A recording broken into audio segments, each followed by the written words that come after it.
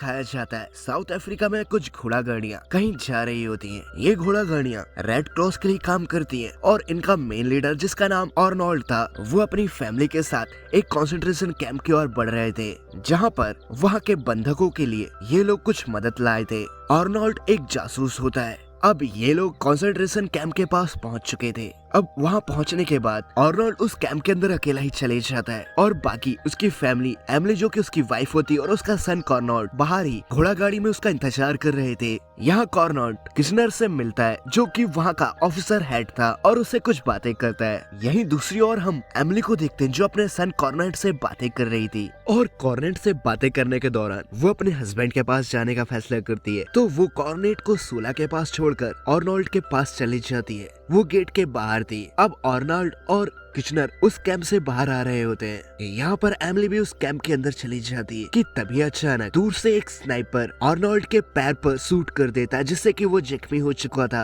ये देखकर एमिली घबरा जाती, वो उसकी ओर बढ़ रही थी और वहाँ पर वो स्नाइपर वहाँ के और भी सिपाहियों को मार रहा था कि तभी आर्नोल्ड अपनी वाइफ एमिली से कहता है कि तुम जाकर कॉर्नेट को देखो और वो अपने बेटे की ओर बढ़ रही थी। तभी वो स्नाइपर एक सिपाही को मारने के चलते एमिली को ही शूट कर देता है और तभी अचानक उस स्नाइपर को सोला पीछे से आके खत्म कर देता है। पर यहाँ पर एमिली बहुत ज्यादा जख्मी हो चुकी थी। आर्नोल्ड अपनी वाइफ के पास जाता है जो अपनी जिंदगी की अंतिम सांसें ले रही थी। अपनी मॉम को इस हालत में देखकर आर्नोल्ड उनकी ओर भाग के आ रहा था। यहाँ पर एमिली अपने हस्बैंड आर्नोल्ड से वादा लेती है कि तुम हमारे सन को वॉर से दूर रखोगे और वो इतना कह के मर जाती है। यहाँ पर आर्नोल्ड और उसका सन काफी दुखी होते हैं। अब उस हादसे को 12 साल बीत जाते हैं। यहाँ पर आर्नोल्ड और कैरेंट प्लेन उड़ा रहे थे मिलकर और अब ये लैंड करते हैं। ये जिस जगह पे रहते हैं वो एक महल की तरह दिखाई दे रहा था। यहाँ हम कैरेंट को देखते हैं जो कि काफी बड़ा हो चुका है और अब ये लोग घर के अंदर जा रहे थे। सोला अब भी इनके साथ ही रहता है। यहाँ पर हमें बहुत सी मैट्स दिखाई जाती हैं जो कि आर्नोल्ड के लिए काम करती हैं।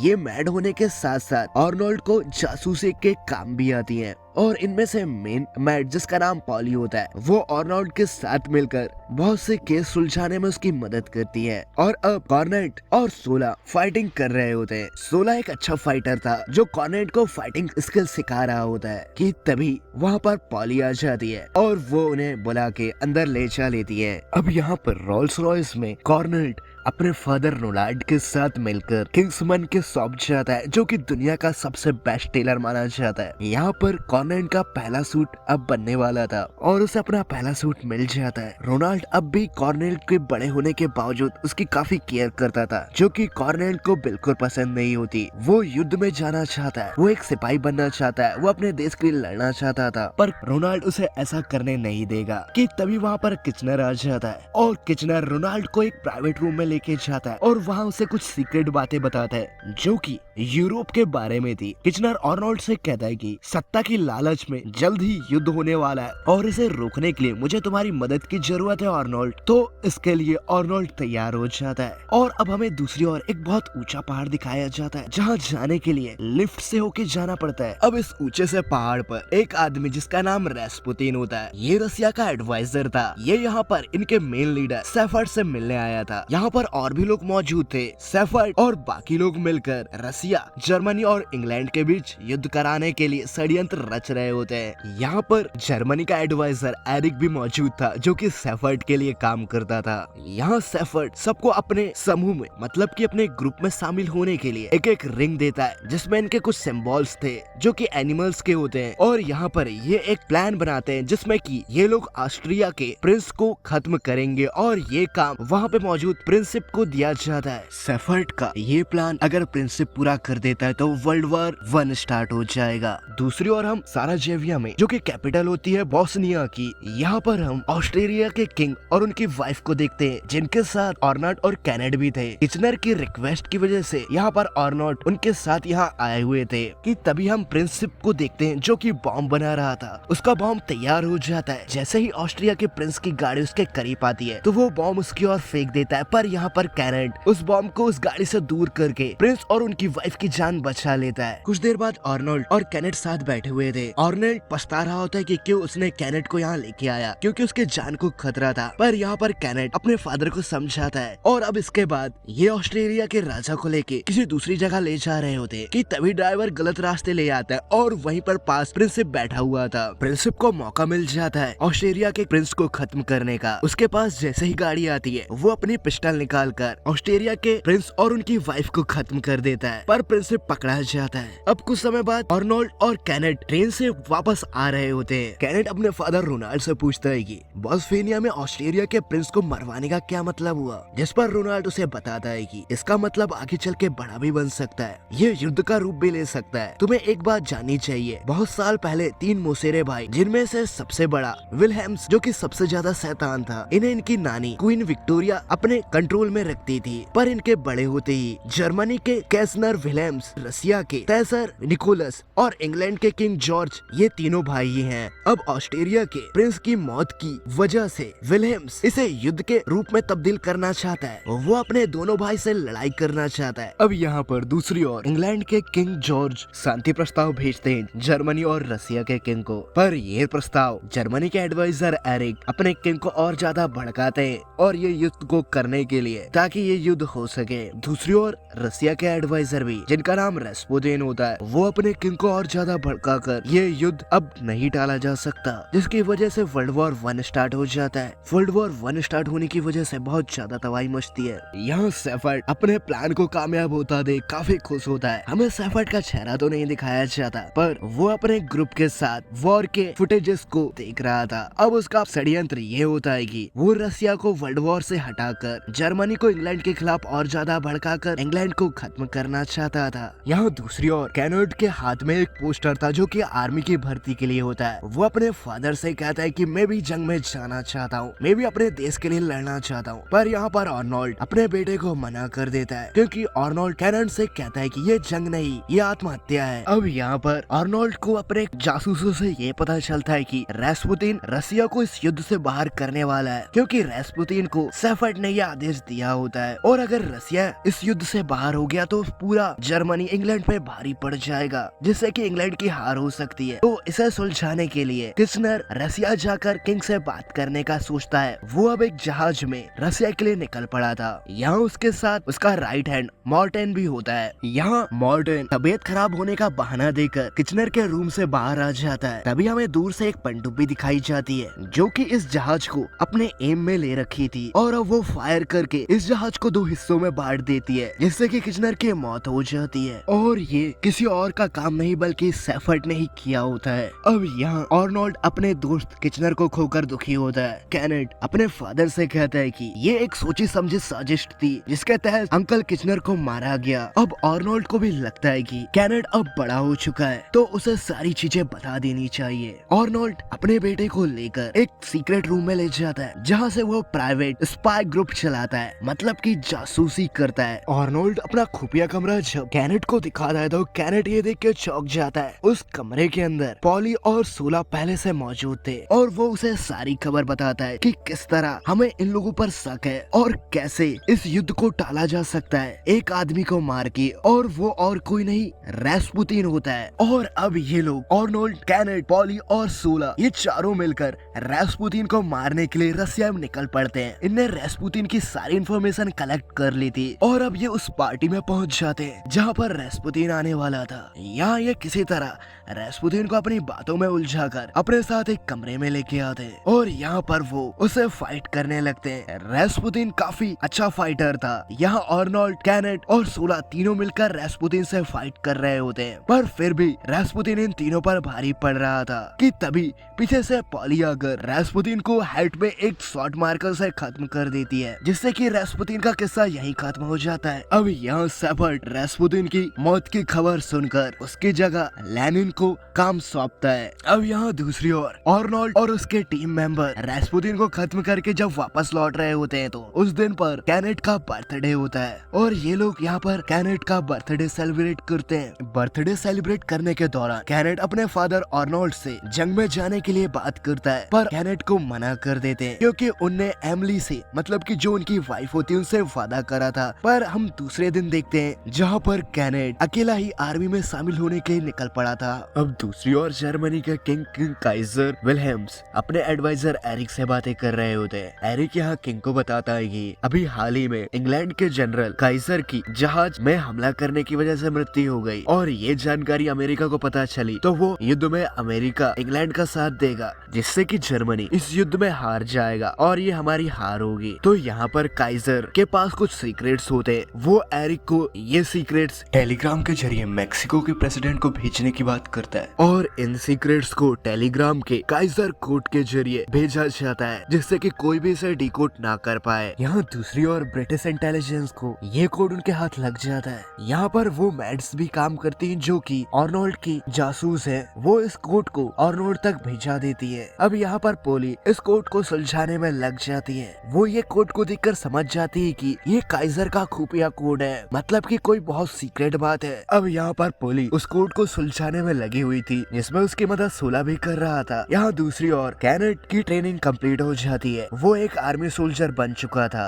यहाँ पर पॉली ने भी इस कोड को सुलझा लिया था। इस कोड का मतलब ये होता है कि जर्मनी के किंग विलियम्स ने ये टेलीग्राम मैक्सिको के प्रेसिडेंट को भेजा होता है ताकि वो उन्हें ये बता सके कि अमेरिका के साथ युद्ध करें, जिससे कि अमेरिका अपने ही युद्ध में बिजी हो जाएगा और वो जर्मनी और इंग्लैंड के बीच नहीं आ पाएगा। ये सब सुनकर आर्नोल्ड काफी खुश होता है क्योंकि पॉली ने उसका ये काम बहुत अच्छे से किया होता है। अब अगर ये कोड वो अमेरिकन प्रेसिडेंट को भेज देंगे, जिससे कि वो मैक्सिको के साथ ना लड़े और वो इंग्लैंड का साथ दे पाए जर्मनी के खिलाफ लड़ने के लिए। पर जब ये उस कोड को डिकोड करके अमेरिकन प्रेसिडेंट को भेजते हैं तो वो इस कोड को समझने की कोशिश ही नहीं करते। मतलब कि वो कहते हैं कि ये कोई साजिश भी हो सकती है हमारे खिलाफ। कैनेट आर्मी में शामिल हो चुका था, अब उसे पोस्टिंग मिलती है। कैनेट के फादर की वजह से उसे लंदन के अंदर ही पोस्टिंग मिल जाती है, मतलब कि वो फ्रंट साइड पे नहीं जाता। ये सब देखकर कैनेट समझ जाता है कि ये उसके फादर ने किया है। तो वो वहाँ पर उसका एक दोस्त जो कि सोल्जर है और वो फ्रंट साइड में जाने वाला है, तो वो उसका नाम लेकर उसकी वर्दी खुद पहनकर अपनी वर्दी उसे दे देता है ताकि वो फ्रंट साइड पे जाके लड़ाई कर सके।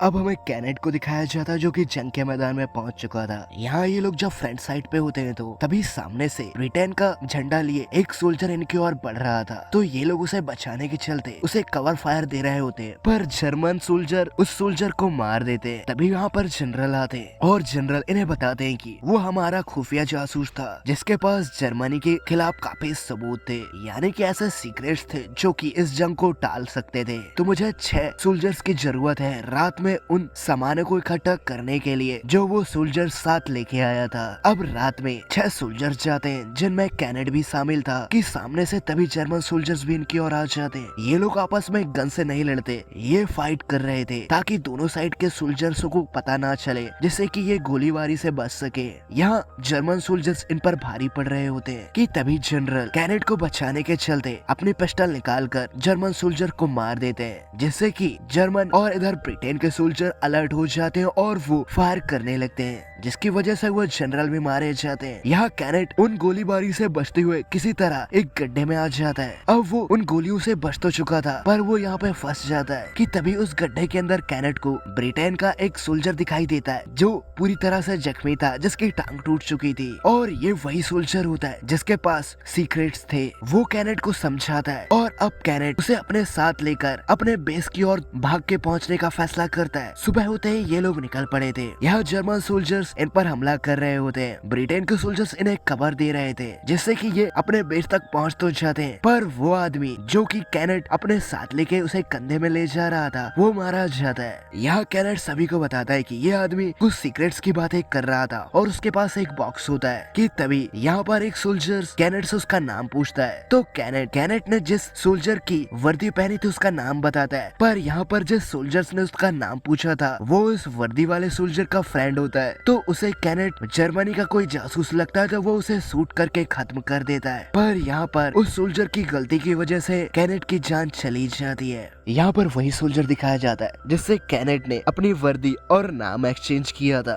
वो कैनेट के घर जाता है। वो कैनेट के फादर आर्नोल्ड से मिलकर कैनेट के शहीद होने की जानकारी उन्हें देता है और उन्हें सारी बातें बता देता है। आर्नोल्ड अपने बेटे को खोकर काफी ज्यादा दुखी थे। अब कैनेट का फ्यूनरल होता है। यहाँ पर दूसरी ओर हम सेफर्ड को देखते हैं जिससे मिलने एरिक और माता आए थे। एरिक सेफर्ड को बताता है कि आपका रसिया वाला प्लान तो सक्सेसफुली कामयाब हो गया, पर अमेरिकन प्रेसिडेंट को मेरा भेजा गया टेलीग्राम उनके हाथ लग गया है और ये सबूत काफी है उन्हें जर्मनी के खिलाफ युद्ध लड़ने के लिए। तो सेफर्ड यहाँ पर माता को व्हाइट हाउस भेजता है ताकि वो प्रेसिडेंट को अपने काबू में कर सके। अब कुछ दिन बीत जाते हैं। यहाँ पर हम आर्नोल्ड को देखते हैं जिसने अपनी हालत पूरी तरह से बिगाड़ रखी थी। उसे पॉली चाय देने आती है पर वो पॉली की भी नहीं सुनता, पर किसी तरह पॉली उसे मनाने में कामयाब हो जाती है कि देश पर खतरा मंडरा रहा है और तुम ये सब अभी नहीं कर सकते। ये सुनकर आर्नोल्ड अपने पुराने वाले रूप में आ जाता है और वो अपना काम चालू कर देता है। यहाँ पॉली और उनके जासूसों के जरिए उसे पता चलता है कि अमेरिकन प्रेसिडेंट को ब्लैकमेल किया जा रहा है, पर वो किस चीज से ब्लैकमेल कर रहे हैं इस चीज का पता लगाने के लिए आर्नोल्ड व्हाइट हाउस जाता है। अब व्हाइट हाउस पहुंचकर आर्नोल्ड वहाँ पर एक रेड स्कार्फ देखता है जो स्कार्फ उसने पहले कहीं और भी देखा था। वो उसे याद करता तो उसे पता चलता है कि ये प्रिंसिप के पास था, मतलब कि जिसने ऑस्ट्रेलिया के एक प्रिंस को मारा था। और तभी यहाँ पर माता बाहर आती है रूम से, तो वो उसके पास वही अंगूठी देख लेता है जो प्रिंसिप और रेस्पुतिन के पास उसे मिली थी। इससे वो समझ जाता है कि हो ना हो अमेरिकन प्रेसिडेंट को ब्लैकमेल करने में इसी का हाथ है और वो यहाँ पर उसे फाइट करने लगता है और उसे मार देता है। यहाँ पर अमेरिकन प्रेसिडेंट के एडवाइजर से आर्नोल्ड को पता चलता है कि ये लेडी अमेरिकन प्रेसिडेंट को ब्लैकमेल कर रही है एक नेगेटिव के जरिए, मतलब कि उसके पास ऐसी फुटेजेस है जो कि अमेरिकन प्रेसिडेंट की गद्दी पर दाग लगा सकती है। वो लेडी इस फुटेज के जरिए अमेरिकन प्रेसिडेंट को ब्लैकमेल कर रही है कि तुम इंग्लैंड के साथ जर्मनी के खिलाफ युद्ध नहीं लड़ोगे। अगर इस फुटेज के नेगेटिव प्रेसिडेंट के हाथ लग जाते हैं तो वो इंग्लैंड के साथ मिलकर जर्मनी को हराने में उनकी मदद करेंगे। अब आर्नोल्ड के पास ये मिशन होता है कि वो उन नेगेटिव को हासिल करके अमेरिकन प्रेसिडेंट तक पहुंचा दे जिससे कि वो इंग्लैंड के साथ जर्मनी को हरा सके। और अब आर्नोल्ड उस स्कार्फ के जरिए ये पता लगाने में कामयाब हो जाता है कि सेफर्ड मतलब कि इन सब ग्रुप का अड्डा कहाँ पर है। और अब आर्नोल्ड, पॉली और सोला मिलकर उस पहाड़ के पास पहुंच चुके थे जहाँ से ये उन लोगों पर नजर रख रहे होते हैं। और अब यहाँ पर अच्छी तरह से उस जगह को देखने के बाद आर्नोल्ड ये फैसला करता है कि वहाँ पर चढ़ के नहीं जाया जा सकता क्योंकि नीचे सेफर्ड के आदमी है। तो आर्नोल्ड एक प्लेन के जरिए उस पहाड़ के ऊपर जाएगा और वहाँ से जंप मारकर पैराशूट के जरिए उस पहाड़ के करीब पहुँचेगा। और नीचे से सोला और पोली एक अच्छी स्नाइपर भी होती है, तो वो नीचे के सारे आदमियों को खत्म करके वो नेगेटिव हासिल कर लेगी। और अब ये लोग ऐसा ही करते हैं। अब हमें आर्नोल्ड को प्लेन में दिखाया जाता है। अब यहाँ पर आर्नोल्ड प्लेन को स्टेबल रखने के लिए उसके स्टीयरिंग को रस्सियों से बांध देता है और अब वो पैराशूट पहनकर पहाड़ के करीब आने का वेट करता है, पर अचानक से स्टीयरिंग से वो रस्सी छूट जाती है जिसकी वजह से प्लेन अनकंट्रोलेबल हो जाता है और आर्नोल्ड प्लेन के विंग में जाके फंस जाता है। पर वो किसी तरह अपने आप को उस प्लेन से निकालकर पहाड़ की ओर बढ़ रहा था, पर उसका पैराशूट पहाड़ के ऊपर नहीं पहुंच पाता। वो पहाड़ के किनारे पे फंस चुका था। अब वो यहाँ पर अपने दिमाग लगाकर पैरों में नुकीले औजार लगाते हुए उस बर्फ में चढ़ने का ट्राई करता है। यहाँ भेड़ें भी मौजूद थी जो कि उस पहाड़ पर चढ़ रही थी। इसी तरह आर्नोल्ड काफी कोशिश करने के बाद उस पहाड़ पर चढ़ जाता है और वो वहाँ चढ़ के जब वो उस घर के अंदर झांकता है तो उसे पता चलता है कि वहाँ पर एक आदमी जिसके पास वो नेगेटिव है और सेफर्ड उसे मार रहा है। सेफर्ड उस आदमी से कहता है कि जाओ जाकर अमेरिकन प्रेसिडेंट को इन नेगेटिव के जरिए और ब्लैकमेल करो। और वो आदमी अब इस पहाड़ से जा रहा था। आर्नोल्ड भी उस आदमी के पीछे पीछे जाता है और वो किसी तरह उस आदमी के पीछे दूसरे घर में चले जाता है जहाँ से वो लिफ्ट के जरिए नीचे जा रहा था। पर यहाँ पर सेफर्ड के आदमी उसे देख लेते हैं और वो उस लिफ्ट के पास पहुँच चुका था आर्नोल्ड, पर तभी वहाँ पर एक बहुत बड़ा आदमी उस लिफ्ट को चलाया करता था। वो आर्नोल्ड को देख लेता है। वो अपनी लिफ्ट रोक कर आर्नोल्ड से लड़ने लगता है। वो काफी ताकतवर था, पर आर्नोल्ड किसी तरह अपने टीम को सिग्नल देने में कामयाब हो जाता है। यहाँ नीचे पॉली और सोला अब अपना कमाल दिखाते हैं। पॉली अपनी स्नाइपिंग के स्किल से वहाँ के लोगों को मार रही थी और सोला उस लिफ्ट के पास पहुँच जाता है और वो लिफ्ट से बंधी रस्सी के दूसरे सिरे को काट कर तेजी से ऊपर जा रहा था। यहाँ पर आर्नोल्ड उस बड़े से आदमी से लड़ने की वजह से नीचे लटक जाता है। वो बड़ा सा आदमी आर्नोल्ड को खत्म करने ही वाला था कि तभी नीचे से तेजी से सोला आकर उस आदमी का सर धड़ से अलग कर देता है और वो नेगेटिव वाला आदमी नीचे तेजी से जाने की वजह से मर जाता है। यहाँ आर्नोल्ड पॉली से कांटेक्ट करके उससे पूछता है कि क्या तुम्हें नेगेटिव मिले। पॉली को वो नेगेटिव मिल जाते हैं। अब यहाँ पर आर्नोल्ड और सोला सेफर्ड को खत्म करने के लिए उसकी ओर बढ़ते हैं, उसके सारे लोगों को मार देते हैं और अब वो सेफर्ड से लड़ने चाहते हैं। वो उस घर के अंदर था, वो छुपा हुआ होता है और वो जैसे ही बाहर निकलता है तो हम सेफर्ड का चेहरा देखते हैं जो कि और कोई नहीं किचनर का राइट हैंड एजेंट मॉर्टेन था। और यहाँ मॉर्टेन का चेहरा देखकर आर्नोल्ड हैरान हो जाता है, यानी कि अब तक की जितनी भी घटनाएं हुई थी उन सब के पीछे मॉर्टेन का हाथ था। यहाँ सोला और आर्नोल्ड मिलकर मॉर्टेन को मार रहे होते हैं, मतलब कि उससे लड़ रहे थे। ये लड़ाई काफी देर तक चलती है, पर यहाँ पर आर्नोल्ड मॉर्टेन को हराने में कामयाब हो जाता है और वो उसे खत्म कर देता है। आर्नोल्ड और सोला अपने मिशन की कामयाबी से खुश थे। अब दूसरी ओर हम व्हाइट हाउस में देखते हैं, जहाँ पर अमेरिकन प्रेसिडेंट को वो नेगेटिव मिल जाते हैं और वो उन नेगेटिव को जलाकर खत्म कर देते हैं। और अब इंग्लैंड इस वॉर को जीत जाती है। और इसके बाद हमें आर्नोल्ड को दिखाया जाता है जो कि किंग्समैन में बैठा हुआ था। उसके साथ और भी लोग मौजूद थे जो कि किंग्समैन के साथ काम करते हैं। यहाँ पर किंग्समैन की शॉप को अब आर्नोल्ड ने खरीद लिया था और अब वो एक एजेंसी चलाता है, किंग्समैन एजेंसी, जो कि इंटरनेशनली जासूसी करेगी बिना किसी पॉलिटिशियन के दबाव पर। और इन सभी को अपने अपने कोड नेम देता है और आर्नोल्ड का कोड नेम आर्थर होता है। किंग्समैन की कहानी अब यहाँ पर समाप्त हो जाती है। इस मूवी का वास्तविक